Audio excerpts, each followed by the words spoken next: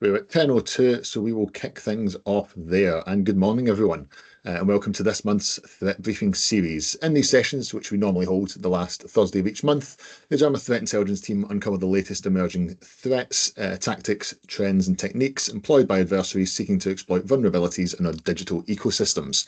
From ransomware attacks crippling businesses to espionage campaigns targeting sensitive data, we uncover the multifaceted nature of cyber threats and equip you with actionable insights to help better defend your organisation. My name is Gerry Bruin, I'm one of the threat specialists here at Adarma, and I'm joined today by Cian Heasley, the threat team lead. And this month's briefing is a look back over Q2 of 2024. There will be an opportunity for questions at the end, so please feel free to just fire them in the chat as we're going along, and then we'll pick them up at the end. So I'm going to start things off here with a quick intro as to who we are here at Adarma. So we are the leading UK-based independent security operations specialists, delivering an integrated suite of advisory, engineering and managed services to large, complex organisations. Can you see here some of the customers we work with, spread across industries from retail, manufacturing and financial services. And then here you can get a bit of an insight into our portfolio. This is services from managed SOC and threat intelligence services through to maturity assessments and crisis simulations.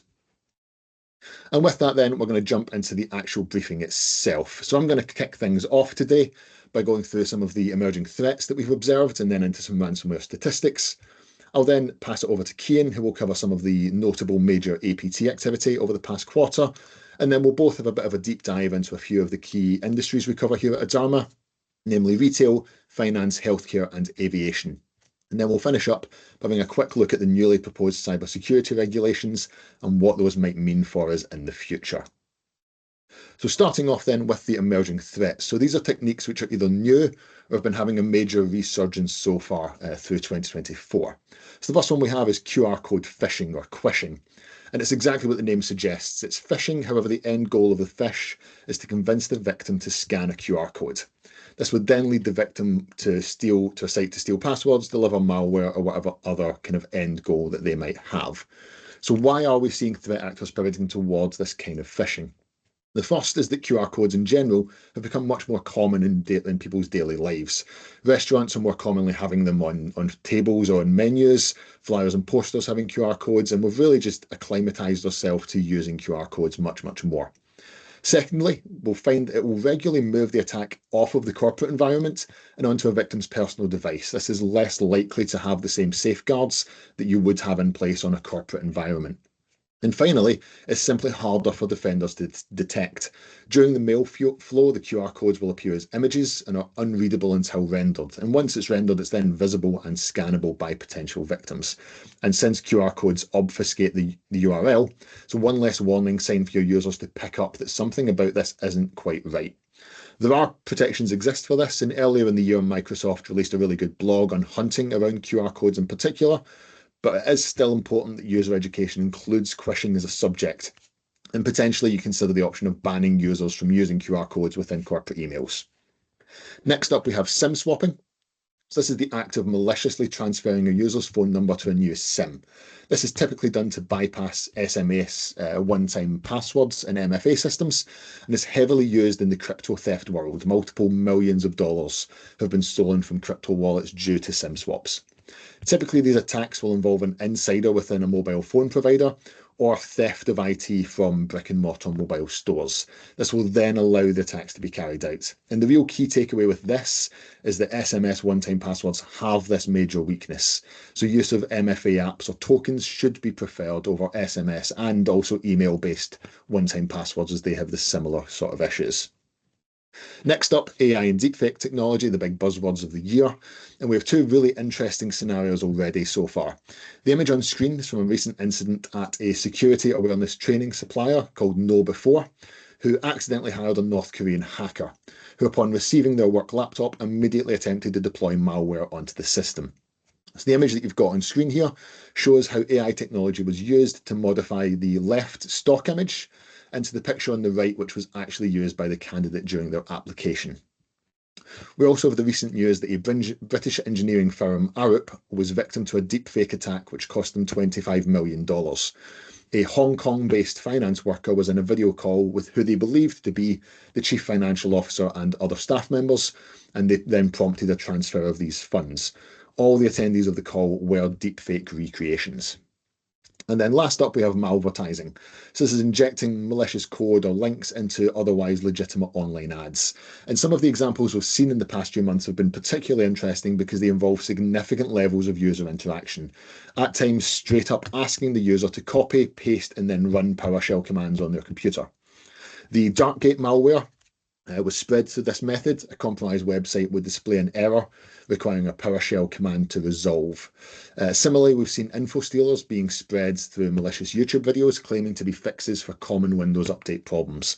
And again, this is just demonstrating the sheer power of social engineering and why that remains the biggest risk to your users. And clearly, making sure use of PowerShell on your computers is probably fully disabled for most people. Jumping in now to look at some 2024 stats, and we've actually got Q1 here to start with. So this is general overall observations across all industries, not specifically our customers here at Adarma. And looking at Q1, there's no major surprises with the kind of the top players here. However, the one to note really is Hunters International. They only appeared on the scene in late 2023, and already we're seeing them making a significant impact. They do appear to have originated from the old Hive ransomware, so likely already a pretty established and experienced group of operators just now operating under a new name. So during the end of 2023 and into Q1 2024, we've seen law enforcement action against both AlphaV and Lockbit. And then as we move across into Q2 of 2024, we can see some of the fallout of that. So the most important thing to note here is that we've actually omitted Lockbit from this chart. The reason being is after their takedown, they were posting a massive number of victims, the overwhelming majority of whom were historic. And as such, it was impossible to get an accurate number of how active they were. So we've just omitted them for the moment. However, we can see the absence of AlphaV, and the lack of trust in affiliates in Lockbit. We've got a new major arrival in the form of Ransom Hub. So they appeared in February of 2024 and have quickly become the new big name in the ransomware as a service game. So what I'm going to do now is hand it over to Cian, who's going to pick up with some of the APT activity. Over to you, Cian. Hi, everyone. So in terms of APT activity in the last quarter, what we're focusing on here is very much what we've been seeing. It's just a sort of an advancement of those same campaigns by APTs. So we're starting off with APT 28, which many of you may know instead as Fancy Bear. And there have been recent reports by the German and Polish governments, their cybersecurity agencies, that recent attacks on their governments, defense and aerospace and IT services have been linked to this Russian government attributed group. And similarly, APT 29, which you may know better as Cozy Bear, has been linked to recent attacks by French cybersecurity government agencies on NATO countries, and in particular, international IT service companies, which TeamViewer had a serious breach earlier this year that they attributed to APT 29, as well as attacks on French diplomatic entities. And then the bottom two here, we have our North Korean linked groups. We have first Lilac Squid. This is a North Korean government attributed group that has been active recently, attacking the US IT and industrial sectors, as well as the energy sector in Europe. And then down at the bottom, we have Moonstone Sleet, which is a recently discovered, or shall we say, attributed group that Microsoft has written about extensively this year. They are a relatively new entity, maybe a split off from an existing APT from North Korea. And they've been recently observed adding ransomware to their arsenal of known techniques. So they are attacking the IT, aerospace, and defense sectors. And there is some dispute over whether the ransomware is actually simply to gain revenue, which obviously North Korea needs because of sanctions, or that it's also a way to distract from their other goals. So it makes it harder to do forensic investigations if your entire network has been ransomed. So it may actually help conceal their other activities. Next slide, please, Gerry. So our first industry deep dive is finance, and obviously finance is a very heavily targeted sector. It has a lot of valuable data, and also any downtime in the finance sector is extremely problematic. So for ransomware groups, this is a good choice of a target, because companies will be more likely, they think at least, to pay ransoms, because they can't endure any kind of downtime or any kind of loss of connectivity for their services. For this, we're focusing on banking Trojans. So this is a family of malware that continues to pose a significant threat to the financial industry. It enables fraud, it enables the theft of all kinds of financial data or logins, passwords, banking access, essentially. So the three banking Trojans that we're looking at this quarter are the Granderero banking Trojan, which returned after a police disruption in January of this year. The Trojan has also undergone a technical revamp during that time and has added new features and improvements, has expanded into further banking applications that it can compromise, and now also targets cryptocurrency wallets and has new persistence mechanisms on people's mobile devices. And secondly, we have the Medusa banking Trojan, which is an Android malware as a service, also known as Tanglebot. And this also reemerged in Q2 of this year after a year of laying low. The latest campaign run by them relies on SMS phishing to load the malware through dropper applications. And then finally, we have Brockwell, which is a newly discovered Android banking Trojan, which has been distributed by a phishing site disguised as a Google Chrome update page. And this new Trojan, which looks to be in early stages of development, already has extensive features, including the ability to record screens and gather location data. And finally, I'd like to look at some notable breaches. So in April 2024 of this year, HSBC and Barclays fell victim to significant data breaches, which exposed a range of critical information. It's believed that both of these breaches were linked to the compromise of third-party contractors working for both financial institutions. And in late May, Shiny Hunters claimed responsibility for a breach of Santander and were attempting to sell personally identifying information for 30 million customers, as well as employees and banking data. And the breach appears to be connected to the Snowflake hosting breach campaign that we saw earlier this year.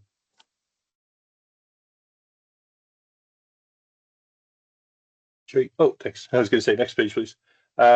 Next up, we have a deep dive into the retail industry. The retail sector is another very favorable target for cyber criminals, not only due to the same sort of disruption that we would see for finance. So, you don't want any downtime. You want to make sure that you can continue to run your e-commerce platforms or anything else, but also because of the amount of data that they hold on customers. So that could be personal identifying data, or it could be actual payment information, both of which are valuable to attackers. So in this case, ransomware is the biggest threat. We're looking at three different ransomware groups.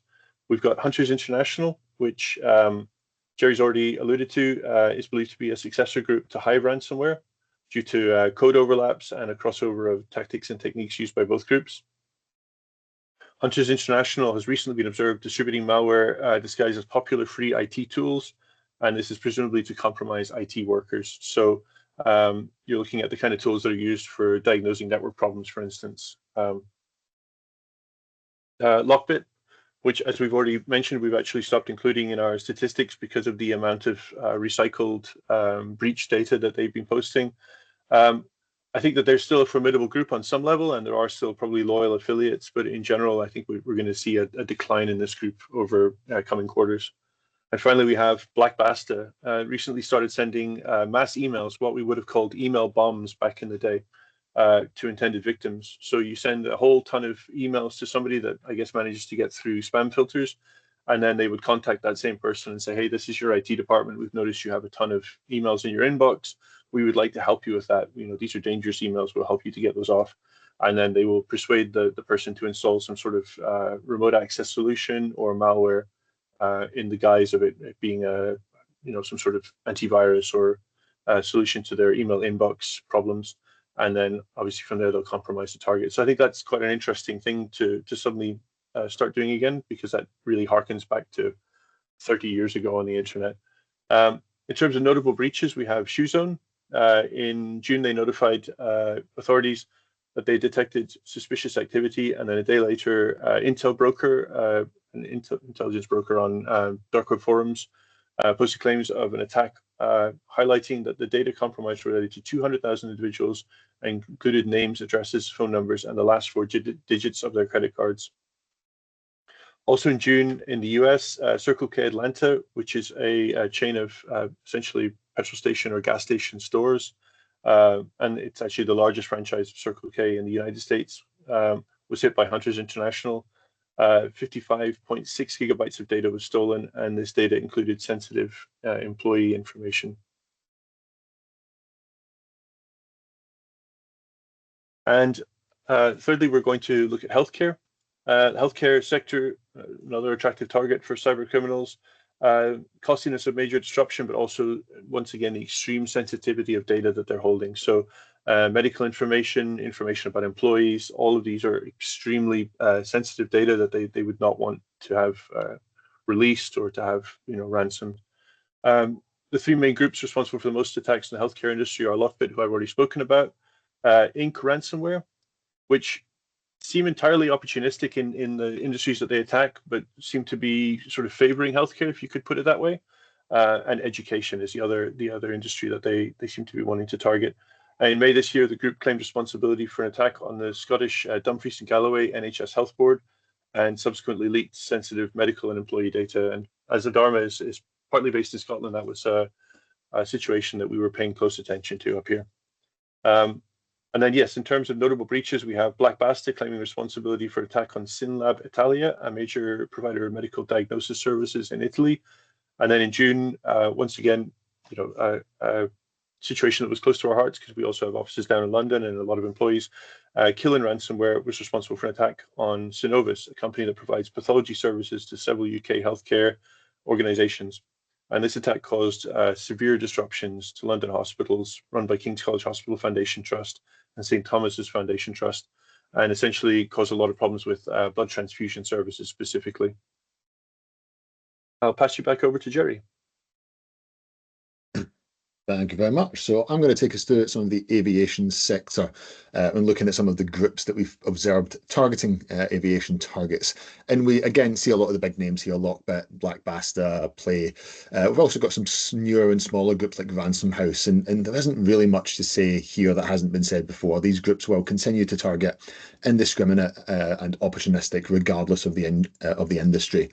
We do have a major UK breach from Black Basta, who targeted PDQ Airspares. This is a UK-based consumable supplier to the aviation and maintenance, repair and overhaul industry, stealing 500 gig of corporate data and personal user documents. The one thing really to note for aviation is that at the moment it's experiencing a notable uptick in attack from hacktivist groups. This is both pro-Russian and pro-Palestinian groups having targeted the industry. Aviation and the wider transport sector in general is a very common target for these groups. Partly this is due to these industries being what transfers lethal aid out to Ukraine and Israel. It's also a very good target as it can be a way of directly impacting the average person in a country. If we look at a group like Just Stop Oil here in the UK, they're often criticised for disrupting the average person and not targeting oil refineries or private jets. And they've come out multiple times to explain that this is due to the media coverage that it generates. Blocking a motorway and impacting the average population of the UK generates significantly more attention than throwing paint on a private jet.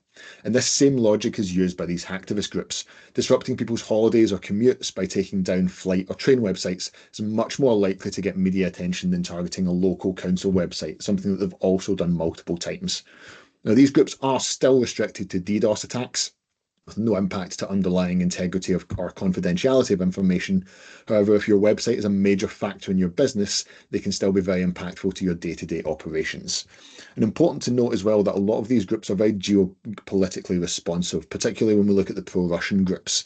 They're very, very quick to pivot the country they're targeting in response to whatever political activity is happening in support of Ukraine. What we're going to do now then is move across onto our final section, if my slide's going to move, there we go, and look at something a bit different. So this is going to be some of the new and upcoming regulations. Now, these are clearly very in-depth legal documents. I'm not going to be deep diving into them. It's more aiming to give a quick high-level summary to make people aware of what is going to be forthcoming. So the first thing we have is the EU Digital Operations Resilience Act, or DORA. So DORA entered into force on the 16th of January 2023 and will apply as early as the 17th of January 2025. And it is establishing technical standards that financial entities and their critical third-party tech providers must implement. Now, clearly we're in a post-Brexit world and DORA is an EU regulation. However, DORA coverage impacts anyone transacting with EU customers. As such, any UK financial services firms that work with EU customers or financial firms are likely to be covered by this Act. So DORA has four major requirements. The first is ICT risk management and governance. So this is covered entities are expected to develop comprehensive ICT risk management frameworks, map their ICT systems, identify critical assets and functions, and document any dependencies. We then have incident response and reporting. So this is establishing systems for monitoring, managing, logging, classifying, and reporting ICT-related incidents. Digital operational resilience testing. This is regular testing of your systems to evaluate the strength of their protections and identifying vulnerabilities. And then probably the more interesting one is third-party risk management. So entities are expected to take an active role in managing third-party ICT risk. When outsourcing critical and important functions, financial entities must negotiate specific contractual arrangements regarding exit strategies, audits, and performance targets for accessibility, integrity, and security, among other things. Entities will not be allowed to contract with ICT providers who cannot meet these requirements. There is then a fifth area of information sharing. However, this is encouraged rather than being a strict requirement. All of these requirements will be enforced proportionally, with smaller entities not being held to the same standard as major financial institutes. And on the note of enforcement, those who fail to comply with regulations will be liable for administrative and potentially criminal penalties. Next up, we have the UN Cybercrime Treaty. Now, this was approved very recently on the 8th of August, having been initially presented by Russia back in 2017. And this is probably the most controversial of any of the forthcoming regulations or acts, and has faced significant backlash from human rights activists, digital rights organisations, and the major tech companies. While the treaty has positives, such as an increased focus on online offences related to child sexual abuse and exploitation, the controversy revolves around how the treaty can be used by states to increase surveillance and repress journalists and activists. This includes allowing states to request electronic evidence of a crime from foreign authorities if that crime is punishable by at least 4 years imprisonment under their domestic law. They can also request similar data from internet service providers. In the final run-up to the treaty being agreed, Iran sought to eliminate some of the safeguards, specifically one which read, "Nothing in this convention shall be interpreted as permitting suppression of human rights or fundamental freedoms, such as freedoms of expression, conscience, opinion, religion, or belief." And 23 states voted in favour of this being removed. That includes India, Libya, North Korea, Russia, Sudan, Syria, and Venezuela. Russia also stated that they felt the treaty was oversaturated with human rights safeguards, and that this would lead to an excessive use by certain states to reject requests for legal assistance. So you're getting some idea of what some countries are hoping to do with this treaty. Next up, once again, back to that 2024 buzzword with AI, and we have the EU Artificial Intelligence Act. This was approved on the 21st of May and came into force on the 1st of August. So this act classifies systems according to their risk, categorising them as either prohibited, high risk, or general purpose. We also then have minimal risk, which is basically everything else not covered directly under these regulations. So prohibited AI systems are those with an unacceptable level of risk and include systems which can deploy subliminal, manipulative, or deceptive techniques to distort behaviour and impair informed decision making. So notably, this would overwhelmingly cover deepfake related photos and videos. Also prohibited are systems which compile facial recognition databases by untargeted scraping of images from the internet or CCTV. We also have inferring emotions in work or educational establishments, social scoring, and assessing risk of an individual committing criminal offences. We then have high-risk AI systems, and this make up the majority of the Act and what is most heavily regulated. Providers of these systems must establish a risk management system, conduct data governance, produce technical documentation to demonstrate compliance, instructions for use, and the AI must be designed to allow for record keeping, human oversight, and achieve appropriate levels of accuracy, robustness, and cybersecurity. Examples of high-risk AI systems are those which are used as a safety component for a product, conduct profiling of individuals, such as processing personal data related to a person's work performance, economic situation, health interests, etc. We then finally have the general purpose AI. So this is AI models that display significant generality and are capable to perform competently perform a wide range of distinct tasks regardless of the way the model is placed on the market, and can be integrated into a variety of downstream systems or applications. There are deadlines in place for when the Act will apply. These are based on when it came into force, which was the 1st of August. So 6 months for any prohibited AI systems, 12 months for general purpose AI, and either 24 or 36 months for high risk AI, depending on exactly how that system is classified. And then the final one that we have then is the UK Cybersecurity and Resilience Bill.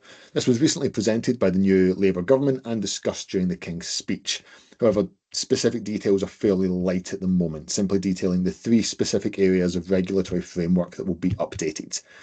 We have expanding the remit of the regulation to protect more digital services and supply chains, putting regulators on a strong footing to ensure essential cyber safety measures are being implemented, and mandating increased incident reporting to give government better data on cyber attacks.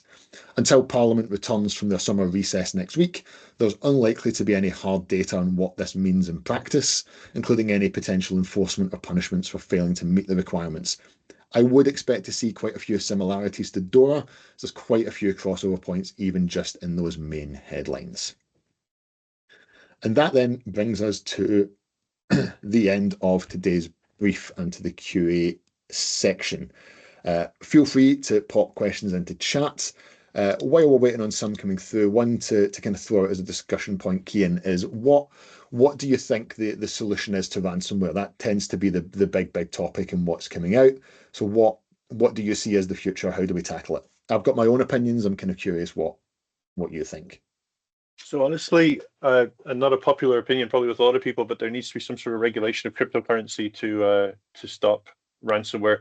And you can see this very clearly. So in the early days of ransomware, they used to use online payment processors that were eventually taken down for basically allowing people to make criminal payments. They used to make people pay for online prescriptions that they would then get a kickback from. There were all kinds of weird schemes that they had, but the amounts of money were very small. It was, $100, $150. It wasn't until Bitcoin that they were able to start asking for thousands of dollars or even, millions of dollars. So I don't know that there's a solution in there, but I know that if you cut off the supply of money, people will just lose interest in the idea of ransomware. What do you think? Yeah, so that's definitely one of them. Something that people kind of bring up a lot is the kind of the following the money system. You've got companies like Chainalysis who will focus on tracking movement of cryptocurrency. Those places that's valid. If you're looking at kind of child sexual exploitation and places like that, definitely following the money to find people is valid. But with ransomware, I don't think there's much value in it. And similarly, doing takedowns of the ransomware groups we've seen generally has just been completely ineffectual. We look at people like Alfie, Lockbit, who've both had major action. Someone else just immediately picks up the slack. So the options are, as you said, some kind of regulation of cryptocurrency. There are then options they can default back to, as you said, like buying and selling Starbucks gift cards is stuff that's happened in the past, but that's much more difficult to do with the sums they're talking. The other thing is just the actual root cause analysis. How are people getting in the first place? It's years, decades of kind of IT deficit that we're dealing with, and poorly implemented vulnerability management systems, lack of having full understanding of your network. We've even seen Microsoft be compromised by nation state groups because of old legacy stuff that they didn't know was there and didn't know was protected properly. I think that's one of the big things that we need to get a hold of, is that IT debt, fixing that vulnerability management, stop them getting in the first place, which is obviously impossible to do fully, but there's still just lots of cases where these people are getting easy wins from legacy IT. Yeah, definitely. The problem with the group takedowns is you can take down the group, but if the people who were behind the group are free, they've been arrested, there's been no attempt to actually, stop them from doing what they're doing, they will just start a new group. They have the skills, they have money put aside. So if they have safe havens, that's always going to be a continuing issue, sadly. So one of the first questions we come through, which is probably very much in your wheelhouse, Cian, do you have any suggestions on changes we should make to threat detection content in light of the new techniques that have been identified? Yeah, so we at Adarma, we have a constant threat-led focus on creating new detective content based on what we're seeing in threat hunting, especially.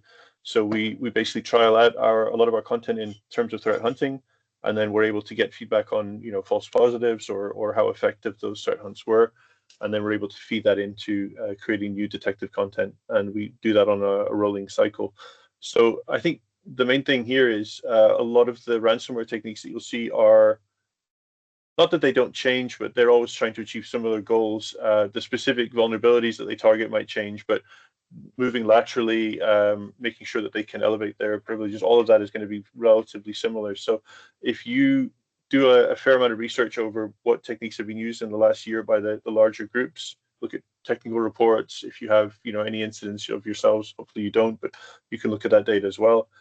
You should be able to put together a pretty comprehensive basic set of detections that you can use that will catch a lot of similar activity from different ransomware groups.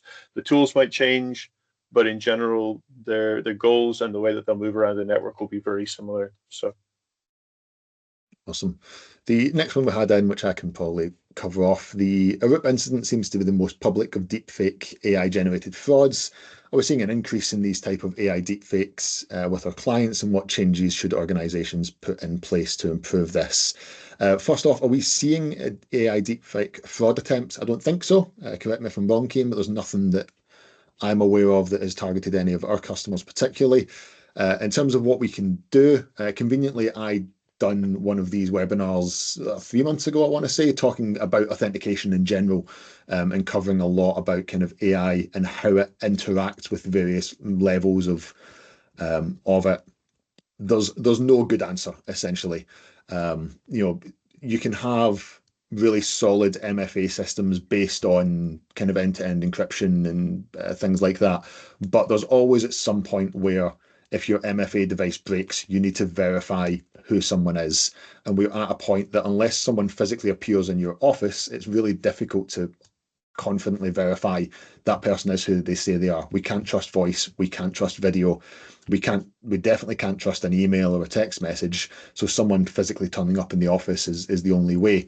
If you're a small industry, that's probably reasonable, but if you're massive kind of globally dispersed company, or you're a purely remote company, that's not really feasible to do. So it's a really, really difficult system. You then start going back to kind of old school. Do you have secret passwords essentially that you can give over a phone, ask a question that only you as a real person would be able to answer? But then if those get compromised, you're kind of back to square one. So there's no solid answer, unfortunately, to that one. But if you're particularly interested, as I said, it's up on our YouTube channel. I want to say, it was 3 months ago, where I talked a lot about authentication and AI and various things like that. I would say that you're right about all of that, but I would say that the basic first filter, I guess you could call it, is make sure that you're communicating on your official means of communications, whether that Teams or you have a phone call for your boss, he's calling you from that number. Obviously that could be spoofed, but I think some of these AI attacks rely on somebody calling up and saying, hey, this is your boss, I've lost my phone, I'm calling you from a different number, or can you contact me on WhatsApp instead of however we normally talk. So at least that first stage there, if you have a healthy skepticism about any attempt to contact you on a means of communication that you don't normally use within your business or with the coworker or whoever you're speaking to, that can take out the simpler, more basic attacks, I guess, at least. Sorry, Gerry. Anyway. Yeah, no, 100% agree, definitely. And we see that in a lot of other kind of things as well, less AI related. The North Korean kind of dream job stuff, which is still happening. So this is where North Korean threat actors are approaching people on LinkedIn, particularly targeting normally software engineers in the defense and aviation spheres, claiming to be from other big companies, and offering them the dream job. And very quickly, the first thing they want to do is get you off of LinkedIn, get you onto WhatsApp, get you into email, something that's less regulated, and then they can start delivering you malicious stuff. So that's 100% definitely stick to somewhere that you have a level of trust about the platform, be that you do it exclusively through your work teams or from the work mobile number that this person has. It's definitely one to do. And then probably the last one, which again, possibly a little bit more into your wheelhouse, Cian, is given the complexity and volume of the current and new cyber threats, what role do you see automation playing in the future of SOCs, and how this might impact the skill sets required within SOC teams?